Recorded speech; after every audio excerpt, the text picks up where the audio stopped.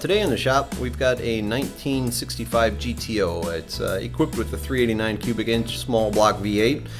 Customer brought it in for some gauge operation. A lot of the gauges weren't, or actually none of the gauges were working on the dashboard. So with digging into that, we found this car was kind of pieced together somewhere. A lot of non-original equipment in there. So for the gauge operation, none of the sensors were hooked up in the engine. While we were digging through there, we noticed that the whole wire harness under the hood of this thing was incorrect.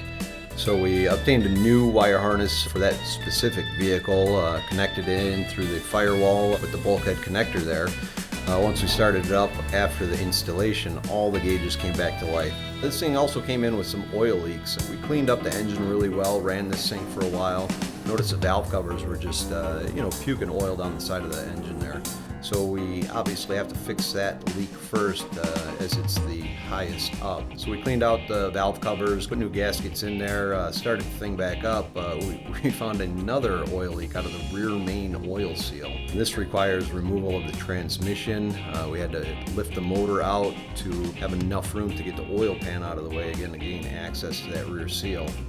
I swapped that out, put it all back together, ran this some more, and the oil leaks were all fixed this time. A couple other maintenance items we did on there. Rear brakes were shot in this thing.